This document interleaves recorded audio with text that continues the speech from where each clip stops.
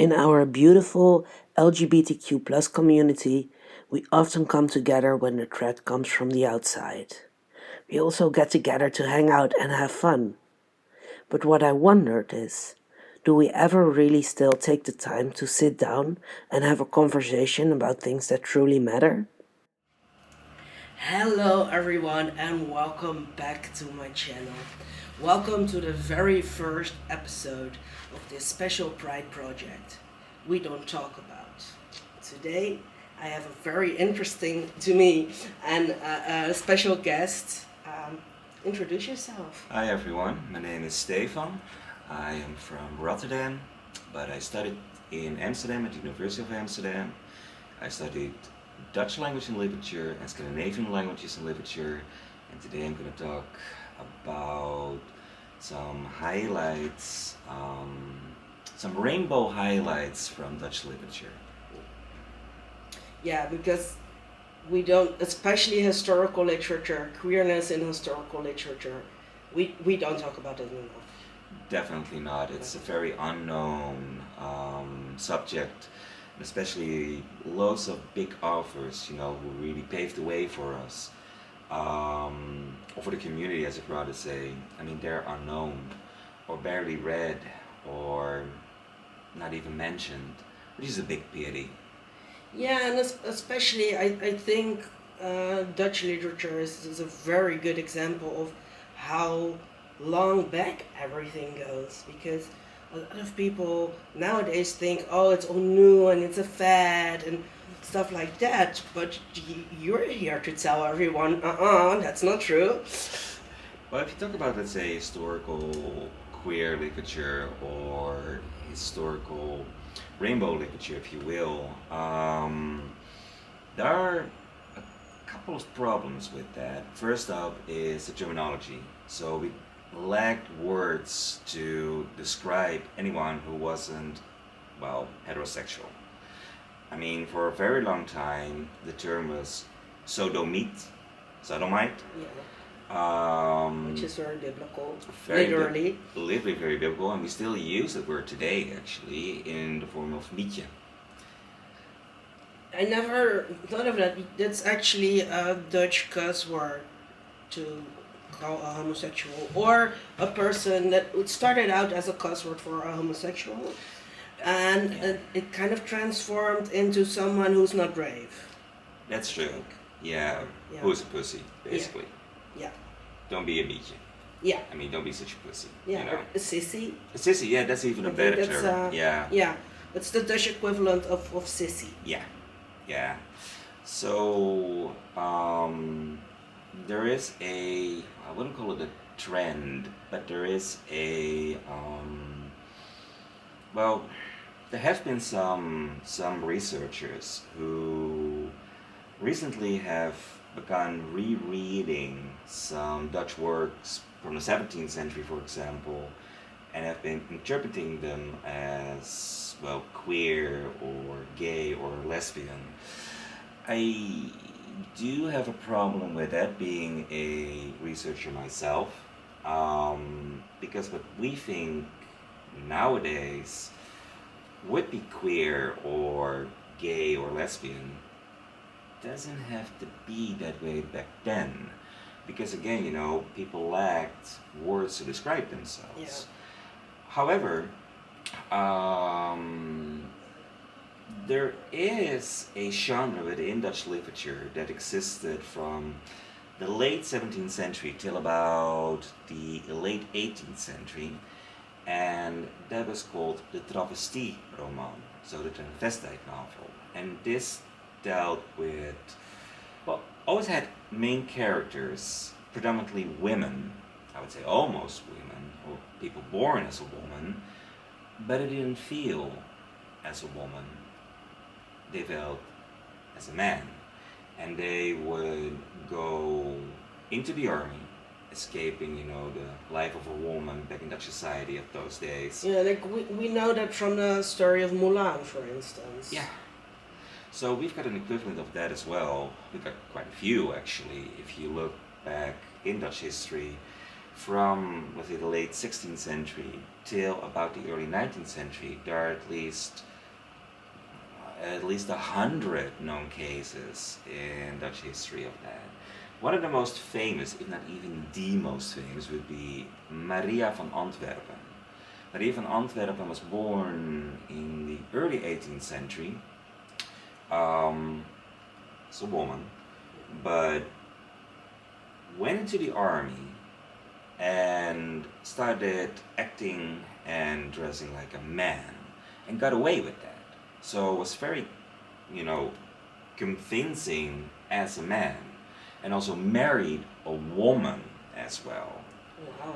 Oh For yeah. back then, it's almost inconceivable. Exactly, because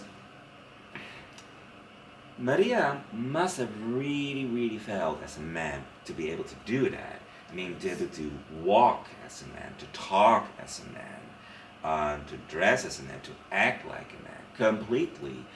And this is not just, let's say, character play for a couple of hours. No, this is 24/7. Yeah. And for such a long time as well. Well, eventually, they found out that Maria was, born a woman, and she was put into jail. But she got out of jail, and then did it one more time and married yet again.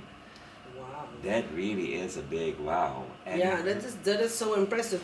That's also being fully aware of what risks she was taking and what it meant to fully present male while being assigned female at birth, as we would call it nowadays. Yeah. I found that story so incredibly interesting and just fascinating. When she was in jail, I mean, this obviously was a big story. And the travestieroman, the transvestite novel, wasn't considered proper literature in the history of Dutch literature for a long time, because it was popular literature. Because her story, was phenomenal, obviously, and was written down and also fictionalized, so turned into fiction by F.L. Kersteman as de Bredase heldinne, so the heroine from Breda. Wow. And this came out in the 18th century, and I read this when I was in Dutch middle school, actually. Wow. Yeah, I did. Not because I wanted to read something, I didn't want to read, let's say, a book from the rainbow literature, but I found this story so fascinating. It was from the 18th century. We back then still had to read periods. I don't know if you did. So I think only one or two, maybe. Yeah. Well, I had to do 7 or 8, including the. Yeah, and I did later when I Yeah. left school, because I was a very, very, very much into reading. Really? Not so much nowadays, honestly, but Mhm. yeah, I've read quite a lot. But I'm not familiar with, not too much with queerness in literature. Some more modern novels, and especially youth novels, Mhm. because like in the late 90s and early 2000s that really came up. But what I find so interesting, because nowadays when books like that get published, like people almost turn it into a controversy. Like, Yeah. why should these books be published, and they should be banned from the libraries, and we don't want to know about that. But this apparently was a very popular story. Oh, yeah, not only that, this was even the moneymaker for this author, because when he wrote his autobiography, when he wrote about his own story, he said, this novel made me really rich. So, and this was a genre back then. So, in the 18th century, that was extremely popular. So people devoured these novels. They found them so interesting and so captivating. I mean, of course, you didn't have TV back then. Yeah. And these stories, I mean, to the Dutch society at the time, I mean, it's very controversial. Like, how did this woman manage to do this? Yeah. I mean, that just captivated them, and why? And these are also very exciting novels to read because there's also a lot of adventure as well. Yeah, but what is very interesting to me on a personal level is that nowadays, if you talk about like living life as the other gender, there's so much you can find the other way around about trans women or transvestites or cross dressers, and there's so many names for it, and it's always hard to talk about that in modern terminology because there's a lot of people who find certain terms degrading while other people own that same term for themselves. But for me, of course, most of my viewers know that behind all this makeup is a trans man. And nowadays, even in pop culture, you can hardly find anything. Well, most recently with coming out of Elliot Page, who is quite a bit younger than I am. But when I was in my teens, there was no representation at all, nowhere to be found. And there were of trans women, but I never heard of a trans man. I never consciously met a trans man while I was always in the rainbow community. And that's really interesting that back then it was mostly the other way around. That's true.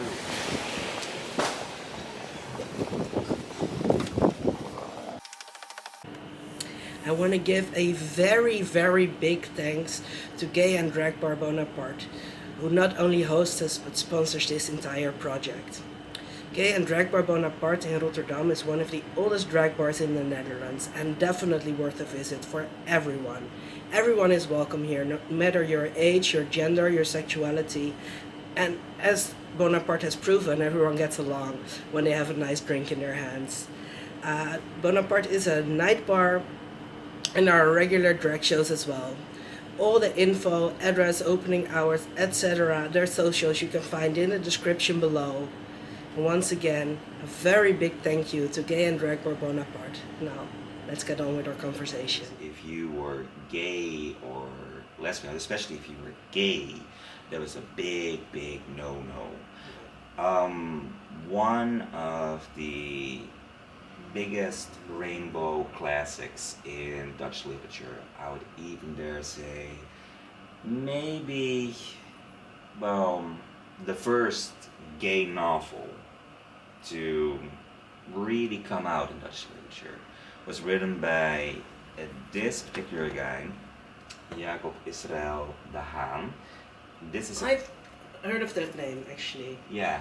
I wouldn't be surprised because this guy was quite controversial. This is a edition of his second novel, but it was his first novel called Pijpenlijntjes, so pipe lanes, that, well, I would consider myself, and I think a lot of people with me, the first real gay novel in Dutch literature. And it sparked a controversy. And if you're expecting, let's say, a novel in the style of Brokeback Mountain or Call Me By Your Name, no, no. This is a very raw, uncomfortable, bit depressing novel about gay life in the early 20th century, late 19th century. Oh, when everything was literally behind closed doors. Exactly, and also, if you talk about, let's say, representation, people back then had nothing. No. So, if you were to, for example, read old interviews with people in the rainbow community, especially the gay community from before World War II, they said you barely met young people in, let's say, the bars we would come, or let's say in the circles where we would be, because it took a long time to discover who you were. Yeah.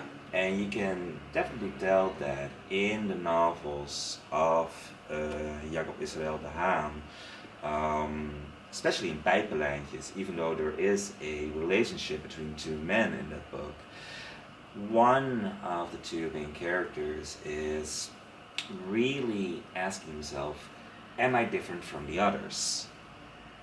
Am I really different? And in that book, that's probably what makes it so depressing as well. A depressing read, if not a fascinating read though, is they drift apart because one gets married, so chooses the normal life, and Yes. the other, well, stays true to his inner self and continues down that path. Yeah. That's a thing that it still happens, but very, very rarely. Yeah. But up until, say, the 70s, 80s, this was very normal practice True. to uh, realize that you were gay, but get into a heteronormative relationship, get married, have children. You want to hear a very fascinating story from, I think, one of the most interesting writers from Dutch literature, Absolutely. Antoinette Hendrika Nijhoff. You probably never heard of her. No.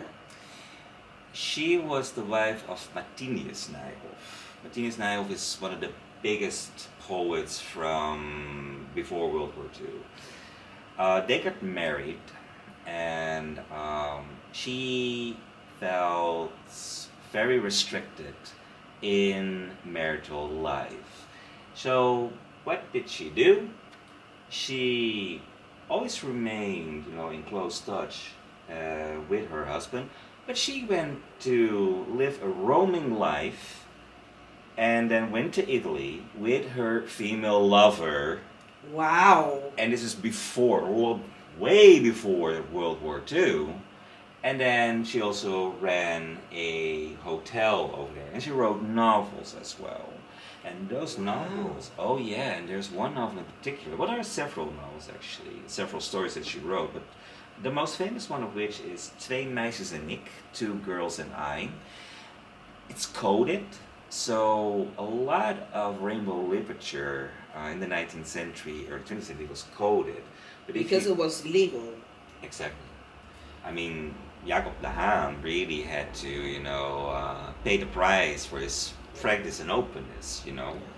But Nijhoff went about it a little differently, but still that novel that I mentioned, Two Girls and I, Twee meisjes en ik, oh, that is quite an interesting novel. It talks about a single physician who is single, who goes on a holiday in England, I believe it was England, and he meets two young girls, mind you, 12, 13 years old at the time, who are best friends, but he is fascinated by them, and he stays in touch with them, and they develop a friendship, and you kind of get the idea, because it is not clearly said out loud, but very clearly suggested, that these girls have a lesbian relationship. Yes. But then comes a older gentleman with a younger gentleman, probably what we nowadays would call a sugar daddy and a twink. Well, yeah.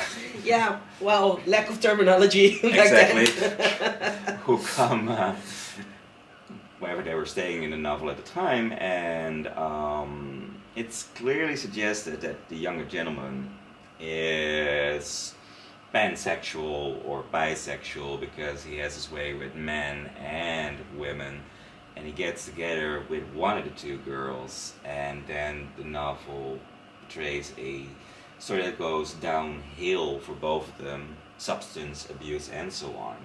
But a novel like that, about those topics, in the early 1930s, yeah, that was quite... written by a woman on top of that, who was married, but who wasn't living together with her husband, and who had a child as well, but was living with her lesbian lover in Italy. I mean, yeah. Yeah, that's mind-boggling, really. Yeah, right? And she wrote during World War II, and that was published as well, a book with short stories. And one of those short stories deals with the sexual awakening of a young homosexual. So, oh yeah, I haven't read that one. I'm definitely gonna do, but I'm definitely going to, because, well, this is just fascinating literature. I mean, Absolutely. And I think, like, even though the setting and the whole societal rules and the laws and everything were different. And we have so much more resources now, but the whole inner struggle doesn't really change all that much. It has gotten easier, I would say, for a lot of people today because of internet, especially. Yeah, of course, and like I said, there's so much more resources. Definitely. But the feelings Are are still same. the same. You're discovering that you're different than what you see all around you. And even though we have some representation now, it's still not nothing compared to how represented we actually are in society. That's true. Means that's the thing that a lot of people nowadays are like, well, do we have to portray this and do we have to shed a light on that? But those are people who don't really realize that most TV shows and most books and most movies and most theater pieces and musicals don't have a single gay character or openly gay character in it, don't have a single transgender character in it, don't have a single like otherwise under the rainbow umbrella identifying character in it, and that's not realistic at all. Well, that's true. And of course, the struggle definitely, if you talk about internally, so emotional wise, finding who you are, or how best to express yourself or to find your way in today's society. Well, that definitely hasn't changed, but I do think when you read novels like Pijpenlijntjes or other novels from before World War II, yeah, it's a lot easier now. It's a lot Of easier. course it is. I definitely, especially when I read Pijpenlijntjes, I read it when I was at university. I was like, damn, this is so raw. And apart from Pijpenlijntjes, the whole rainbow community got more researched and more terminology was introduced at the beginning of the 20th century. So it became more of a science as well, more was discovered.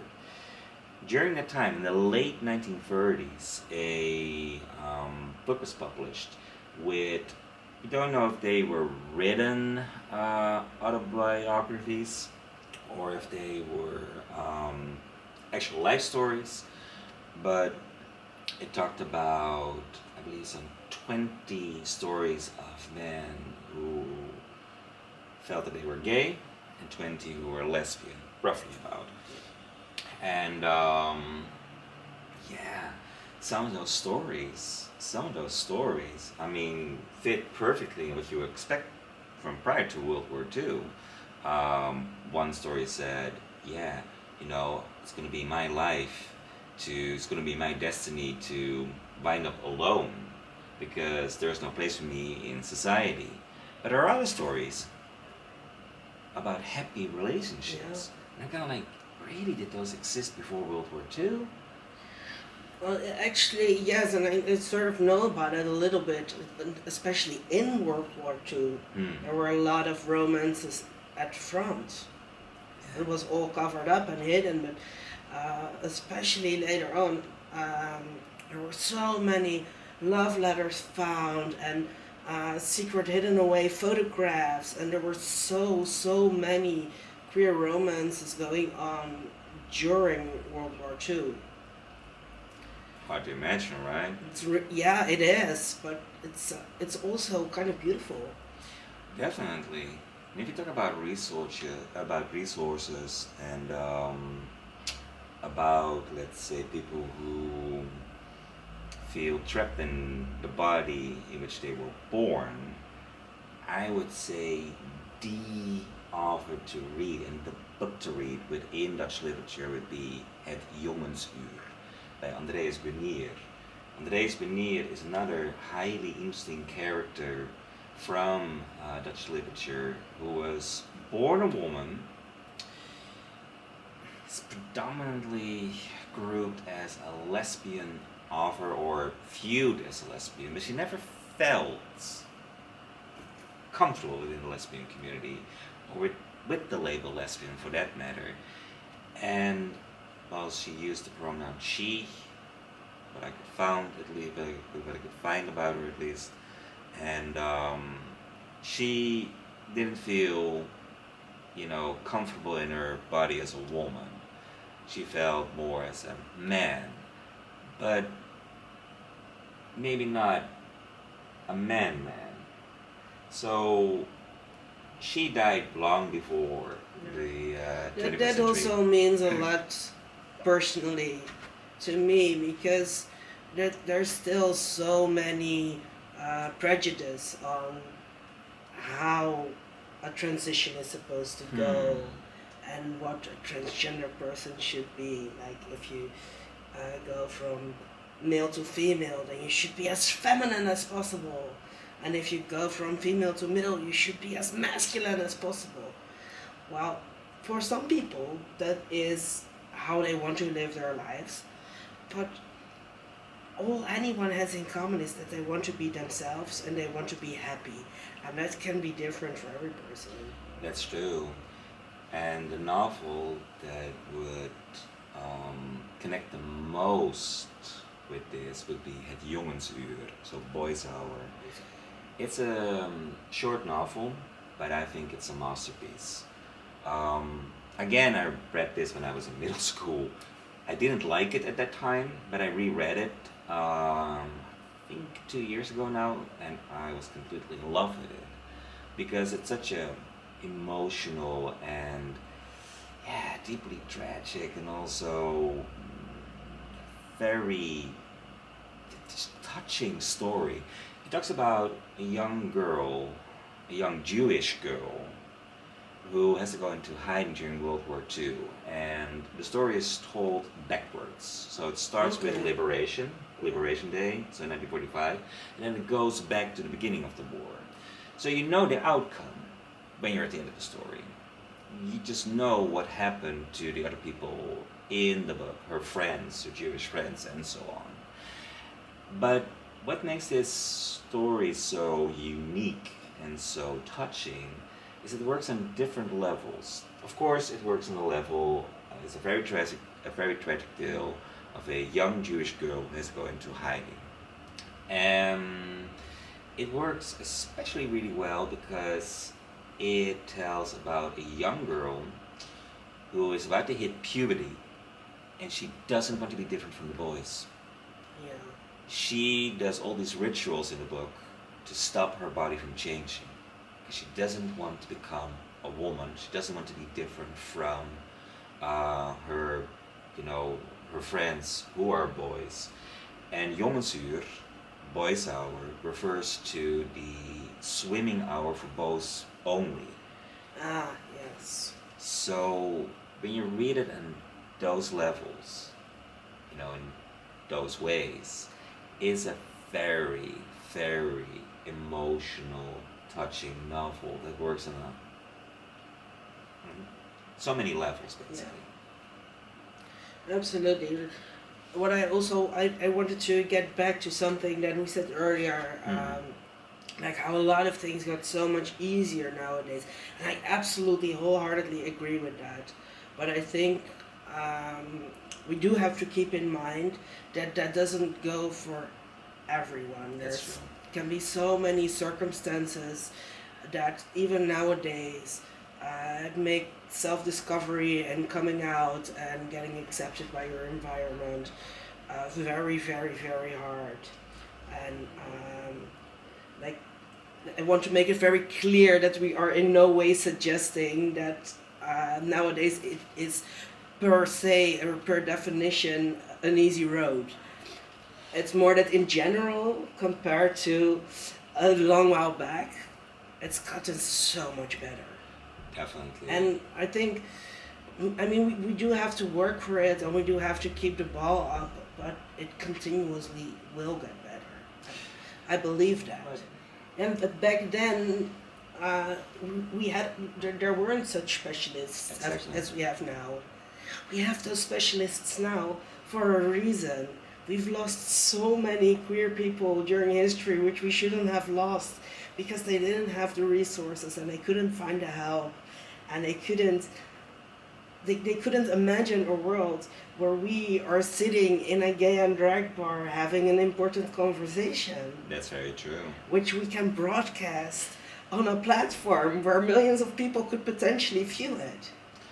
Like, I'm not delusional. I don't think that millions of people are going to see this. If so, yay. But there's so many options and stuff that, like, they just weren't there. But that's why it's important that it was all written down, because that was the way to... I do think it's very important that in order to know where you are at right now, you need to know the road that you travel towards the point where you're at. So it's very important that we do know those stories, that we do read those books. You don't have to read every major classic in rainbow literature, obviously, but it's important that you know that it's there. It will take forever. Yeah, that would. But it's very important that you know it's there.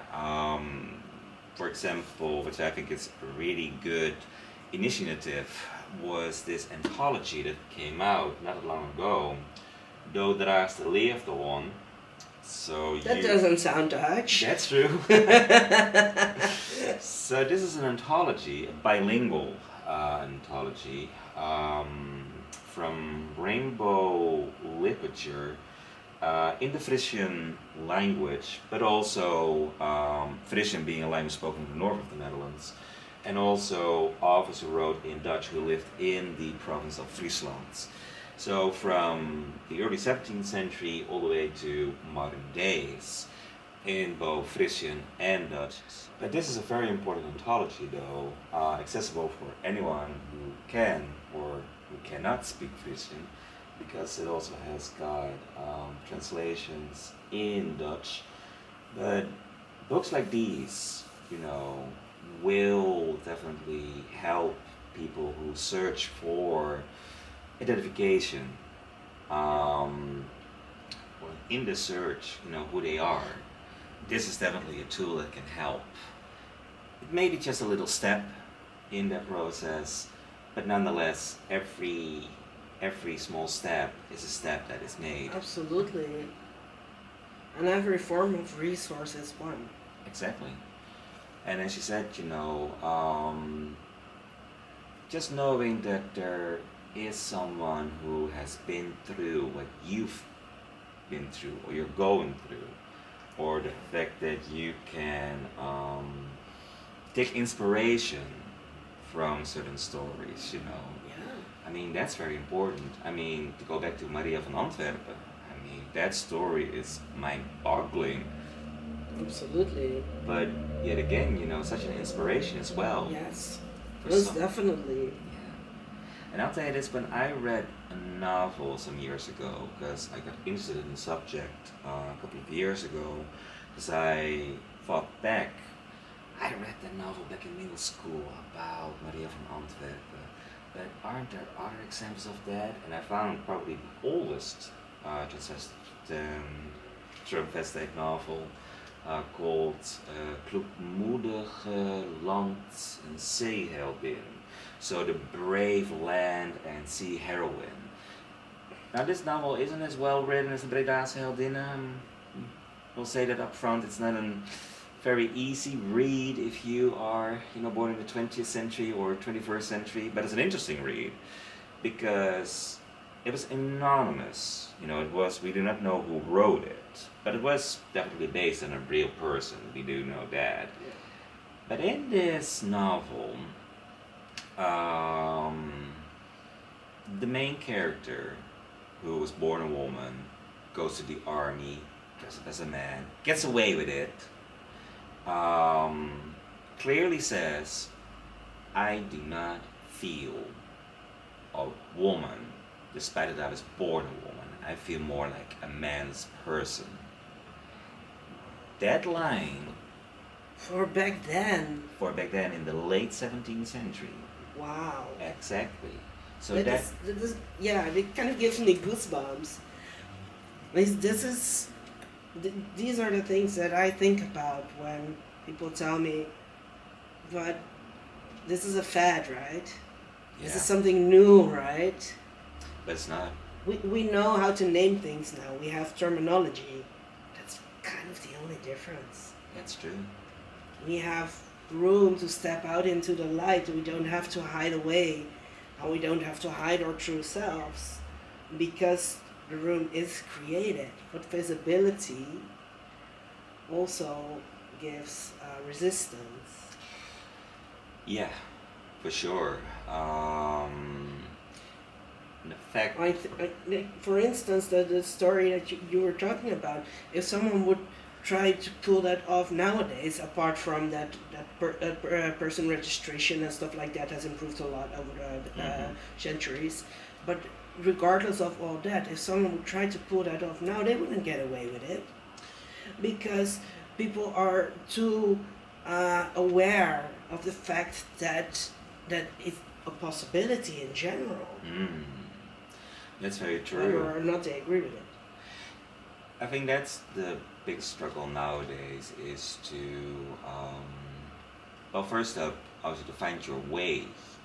And also, and apart from that, I would definitely say the big struggle would be within your own circle to find acceptance within that. Yeah, that's a little bit. Yeah.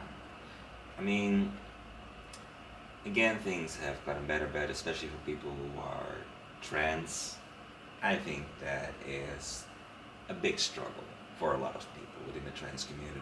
Absolutely, absolutely. I'm lucky, but I know that I am lucky, and it's actually kind of weird that I call it lucky, because in my regard it should be normal that you are loved unconditionally by the people who are surrounding you, by your close family, by your friends, that they don't cut you out of their lives, that your relationship doesn't change. But it does. It does, even for me, with some people. And I think it's interesting that in one way we have so many more resources, but there's also a lot of false information. Oh yeah. And if someone kind of reads into something or hears something, or they form prejudice, and that's normal behavior. That's not per se a bad thing. But if you get stuck on that and are not willing to educate yourself or be educated by someone else on the subject, you have ideas about who or what someone is or what they're going through that are not realistic. I think and that doesn't really help. I completely agree with that. I think one of the biggest problems of of this modern age, is the fact that people have this whole range of information, but they don't know always how to interpret it or to choose the right information. See, that's one of the things that I'm grateful for, that I went to university. Because one of the first things that they taught us back then, at least when I started at university, was how to shift and, well, not shift, how to select and plow through the literature and see it with an open eye, and also see what's written with the attention behind it. Yes. There's a lot of, especially on the internet, a lot of articles and stuff are presented like this is factual or this is news, but they're highly opinionated and subjective. That's very true. And usually, when someone, writes something, is this person who writes it really informed, or just barely so? Like, for example, if you were to write about gay literature, for example, someone will say, oh yes, this was the first gay novel. I'm kind of like, well, mm, what are your arguments to say so? Particularly in this day and age, when everything has to be short, to the point, Yes. or to the point, because you can only tweet, that many letters, or you can only make a post, of this long. I mean, that doesn't really help. Absolutely. Plus, there's so much information coming our way about everything and anything that it's also really hard to shift.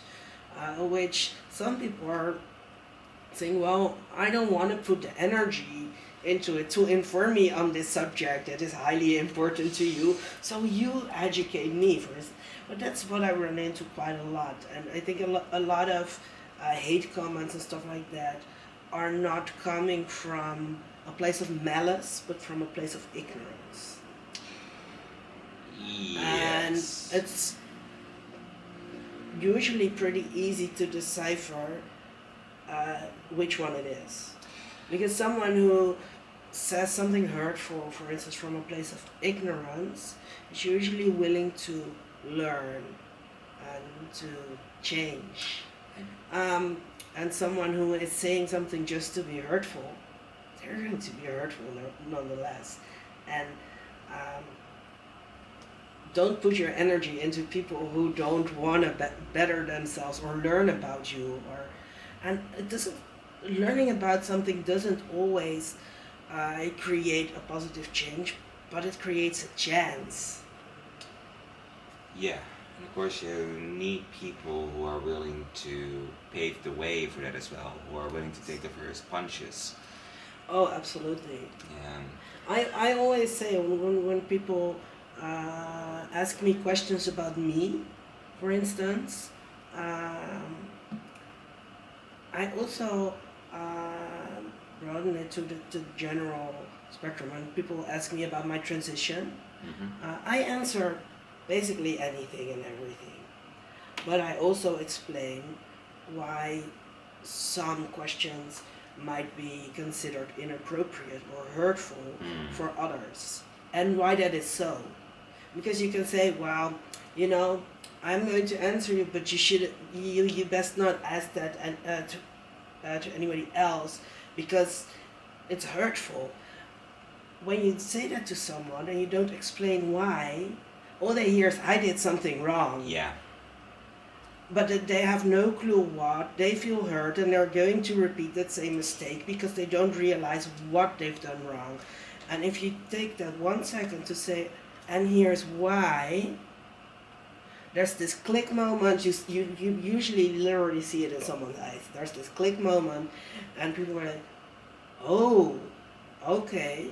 And I'm like, "Okay, so now you know. Now you can do better." And it's okay for everyone if you don't know something. Everyone has to learn.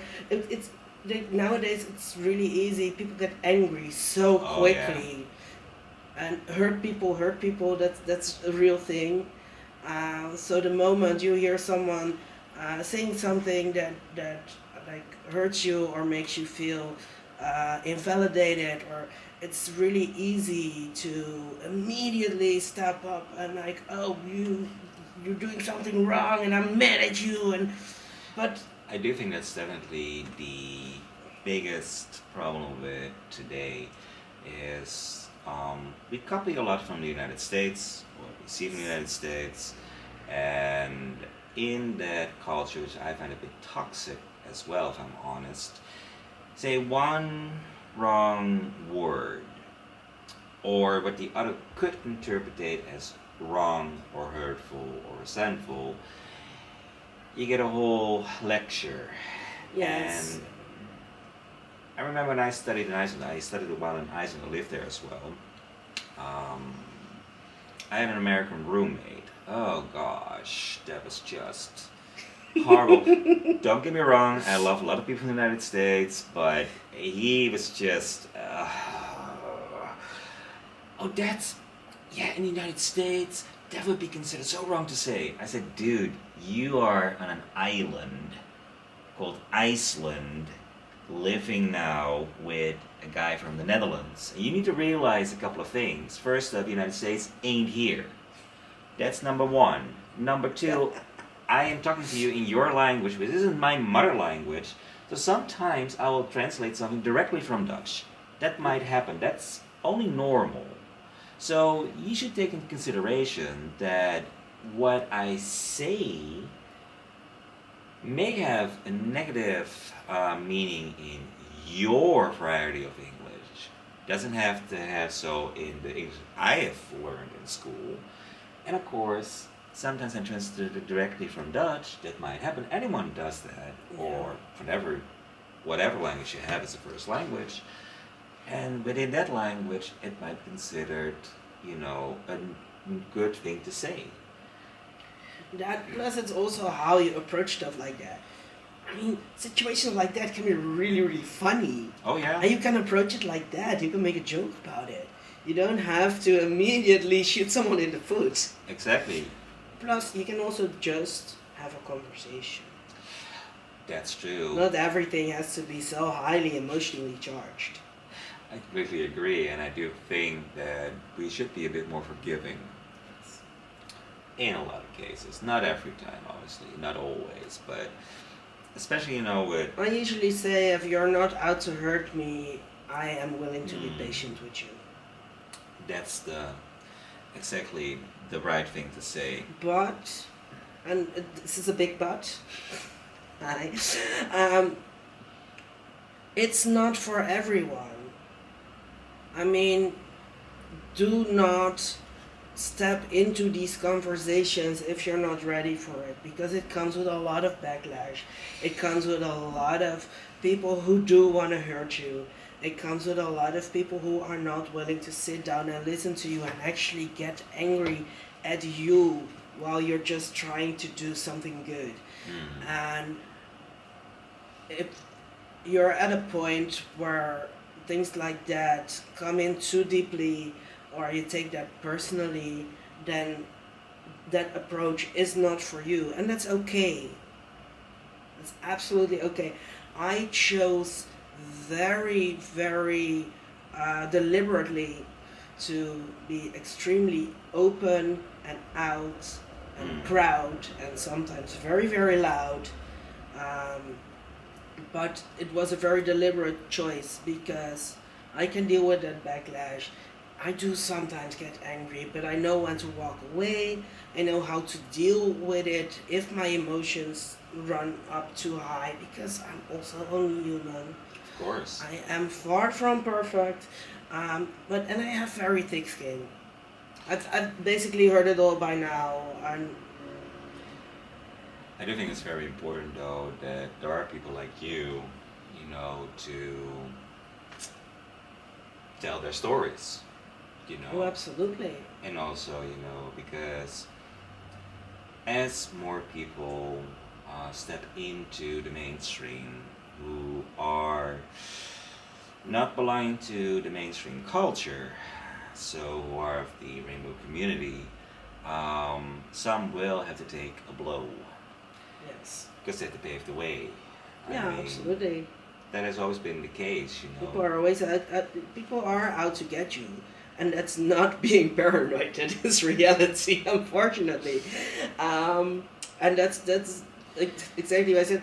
The way I responded, by the way, when you said it's important that there are people like me, and I immediately responded with certainly. That is not to toot my own horn, but I had this inner conversation going on. Like, I wish there was someone like me out there 25 years ago. Yeah. These things would have been so much easier for me. Oh. Someone who doesn't fit in that mold that people think you should fit into, and is outspoken about it, and not only outspoken, but happy. Yeah. I am so happy that I can live my authentic life. And that's a reason why I'm so out, proud and loud. I didn't get here by just walking. I mean, I've stomped and I cried and I crawled and I fought, and I made a lot of mistakes, and sometimes I really think I've been through hell and back, but I'm back and I'm here. And I'm definitely not going anywhere. There you go. As you shouldn't. As well as a good book. A good book is also here forever. Oh yeah, definitely. And thank God we got so many more stories, to read nowadays, because if you read back some of those older books, they are not uplifting one tiny bit. I think you should also be in the right headspace to read books like that. These are not the type of books that you should read while you are uncertain of yourself or whether or not it's safe for you to come out. That's the time that you look at modern resources. But at the moment that you know who you are and you're happy with who you are, learn about everything that went before, because we didn't get here. Like I just said about my own example, we didn't get here by just strolling around. It was tough. Definitely. And that's worth acknowledging. Definitely, without the sour, you'll never appreciate the sweet. Absolutely. I mean, there's no light. Well, there is light without shade, but you appreciate the light much better with shade. Definitely. We don't want to scorch people. So there are definitely people who would love that, So we also talked about pop culture and, prior to the recording, about pop culture and about, let's say, things that get into the mainstream or claimed by a certain community. And then I talked about the picture of Dorian Gray, which is obviously still to this day a major icon. There's still movies made about that. Yeah. And it's considered a major gay classic. But if you were to read Dorian Gray for what it is, it's a lot of things, but it's actually a straight novel. The main protagonist, so Dorian Gray, the only real love interest apart with himself is with a girl. And there's one sentence in that novel that you could interpret as, well, he might have corrupted some men, but in which way were they corrupted? Yeah. Did he corrupt them? Those are interpretations that people made. Exactly. And I must admit, I've never read Dorian Gray. I've never seen films that are based on the story. I think I saw one Netflix series, a couple of episodes a few years back, that had one episode that was about that story. I think Penny something. But what I always thought that it was an interpretation of the Greek mythological figure of Narcissus. In a lot of ways, yeah. I think one of the reasons why the picture of Dorian Gray resonates so well with the gay community is because it deals with the obsession of youth. Yeah. So the story basically begins with a beautiful young man, Dorian Gray, who's also admired by some of his friends. And one friend says, it's a pity that you'll grow old and you'll lose your beauty. And a portrait... That person has obviously never seen Sean Connery. There you go. Sorry, I had to slip that one in there. That's fine. And if I'm not mistaken, if I recall correctly, a portrait is made of Dorian Gray when this was said. And then Dorian Gray says, oh, I wish I could remain as beautiful as I am on that portrait. And it happens. That happens. But in this story, there is internal youth. And of course, within the gay community, there's a high obsession with eternal youth. Yes. There's also a very strong storyline of substance abuse, opium. And again, you can read it nowadays as Cam said. It's definitely a novel that philosophizes a lot about beauty and wealth and so on. So, and partying a lot as well. Yeah. So again, that is a novel that resonates really well with the gay community today. It's also very, well, I wouldn't call it a depressing novel. It has a very depressing end, I suppose, but it's a captivating read. So if you have a chance to read it, definitely do so. It's, I think, like, I don't know, books have a certain kind of magic in them. Yeah. Because you can fill in so many blanks with your own imagination. Of And course. it's a good storyteller knows how to write, to take you along and leaves the right blanks open and fills in all the rest for you. What I do by reading, by the way, is I have this segment on my channel called Story Hour Sunday, where I read books out loud, and books with a queer theme. The first book I did was The Adventures of Alice in Wonderland, and right now I am in the middle of reading The Wonderful Wizard of Oz. Oh Lord. Yeah, and I do that in character. And several characters from the book. So That's cool. Yeah, it's so much fun. Plus, I get to read again. It's a lot of fun. So who are you when you read Alice in Wonderland? Oh, I did Alice. Uh-huh. I did Mad Hatter. Uh-huh. And I did the Cheshire Cat. Oh, cool. I'll check that out because Alice in Wonderland is one of my most favorite English novels, actually. Okay. Yeah, I really loved it. I read that again in middle school. We had to do a lot of reading in middle school back in the day. A lot of reading. Yeah, but as you said, you know, rereading can be such a treasure, you know, because what didn't work, for example, 20 years ago, can definitely work today. Or if you read something in a different stage in your life, you also interpret things differently. Yeah. And you can apply certain things to your own life which you couldn't before, or the other way around. And I think that makes books really interesting. Definitely, you know. A lot more so than with other mediums. True. I mean, a song or a movie can take you back, or definitely help you, let's say, where you're at right now. But a book does work differently. Yeah. It definitely does. I mean, as I said, for example, with the jongens uur, so Boys Hour bij Andreas Benier, I did not like that book at all when I read it in middle school. I thought it was a weird story, but I remembered it nonetheless. Yeah, it made such an impression.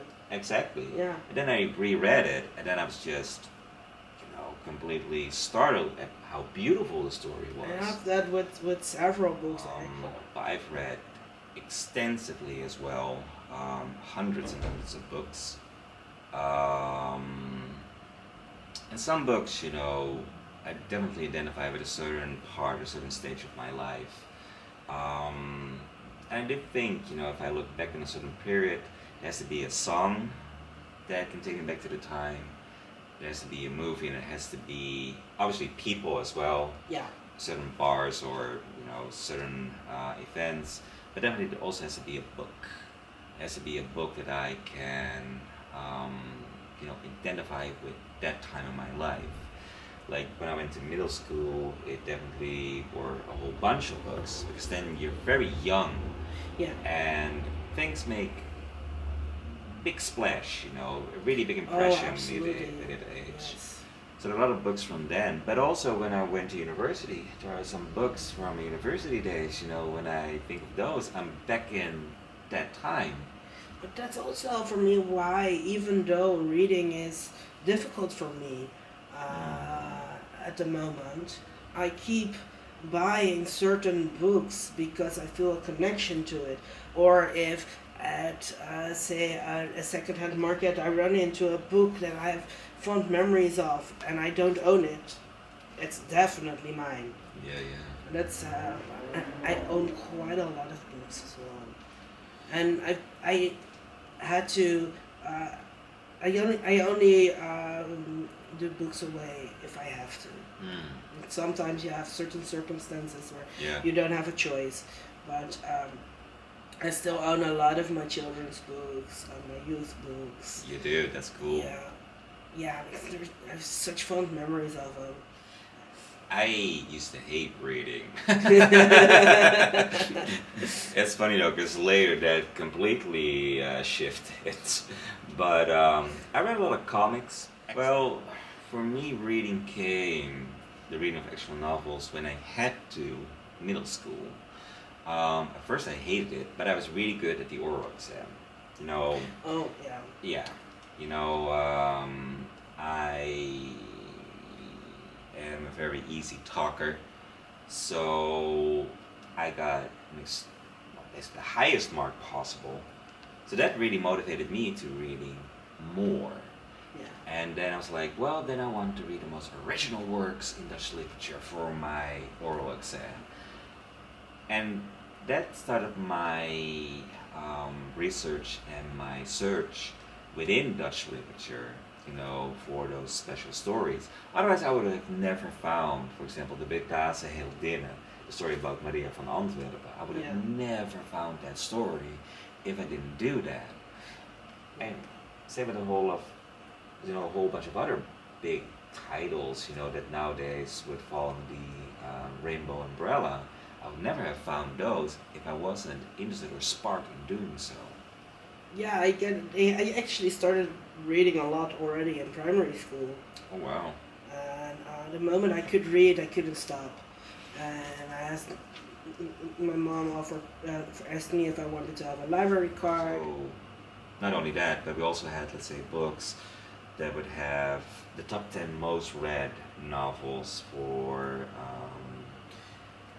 Dutch pupils who go to middle school, and two titles were definitely in the top 10. One would be by Harry Mulisch, Twee Vrouwen, Two Women. Another would be by Gerard Reven, De Vierde Man, The Fourth Man. Now, which is not only about homosexuality, but about polyamory. Exactly. Bisexuality. Yeah. But those were very popular novels to read because they were very, thin, basically. They were not really thick reads. I mean, The Vierde Man, The Fourth Man, you can read that in a day if you want to. Yeah. But those novels, I think, did so much for the widening of, let's say, people's perspective and knowledge of the rainbow community. Even if they hadn't read it, they knew back then, if they were my age or our age. Yeah, that of the existence. Exactly. Yes, absolutely. So there's a lot of debate nowadays about the big three of Dutch literature, of post-war Dutch literature, Harry Mulisch, Gerard Reven, and Willem Frederik Hermans. And one female author said, in a very popular Dutch TV show some years ago, De Wereld Draait Door, oh, too white, too male. I'm kind of like, are you blind? Are you really that dumb? Gerard Reven was homosexual. Yeah. So that makes him... Raging. Big time. Big time. So he was a homosexual. Harry Mulisch is Jewish. His mom was a Jew and his father was an Austrian, a Nazi. So that makes him, basically a immigrant author as well as a religious minority. So there you got, even though they look, they were white and male, they were still very diverse in that respect. Yeah. And the funny thing is, of those three, who is the most read and most sold today? Reven. No. Hermans. Really? The one who was born heterosexual and who didn't write so much about, let's say, gay or rainbow themes. The most, if you will, cis, hetero, white male, he's the most read and the most sold of the three. Yeah. It just goes, to show that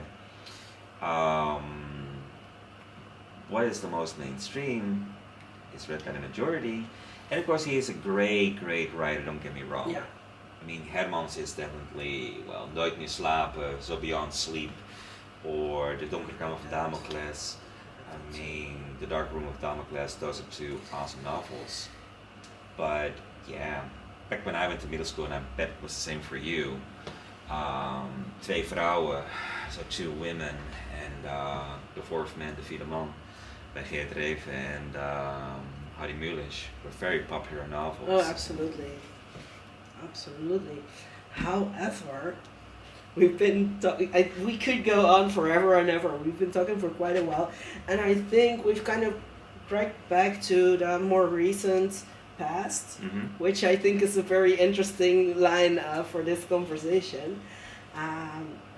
I want to thank you very, very much for joining me for this conversation, for being part of this project, which I think is very important. My pleasure. And I have a small token of my appreciation for you. It's a pin with a rainbow and a trans pride flag. Oh, that's cool. Thank you so much. Now, as for you all, please come back next week when we have the second conversation in this series We Don't Talk About. Thank you for watching. Thank you for listening. If you like this video, please give it a thumbs up. Don't forget to subscribe not to miss anything. Have a look and a listen at my other content. And as always, until next time, bye. Our conversations premiere every Tuesday during Pride Month at 8 p.m. Central European Time with a live chat. So make sure to subscribe, turn on the notifications, and let's talk.